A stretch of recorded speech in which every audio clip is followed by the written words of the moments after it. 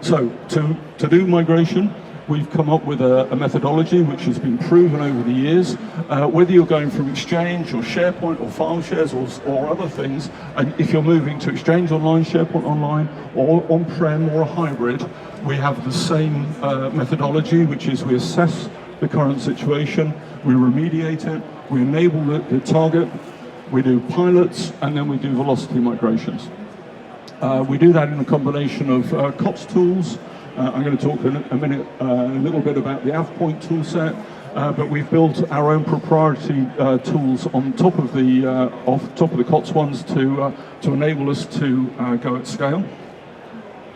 So, the Ministry of Defence.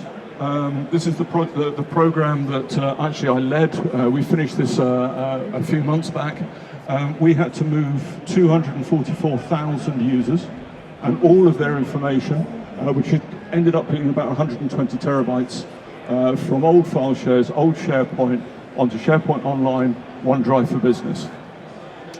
It was an interesting program in that the client wasn't actually quite sure what they had across their estate. So you can imagine that somebody like the Ministry of Defence has a lot of physical locations, and they weren't quite sure what was where. So it was an interesting program in actually trying to figure out what it is that we had to start off with. We worked with the client to work out their information architecture, their security architecture. For those of you outside of the UK, the UK government decided to change information classification. So we couldn't just move the old classification into the new system, we had to reclassify as we went along.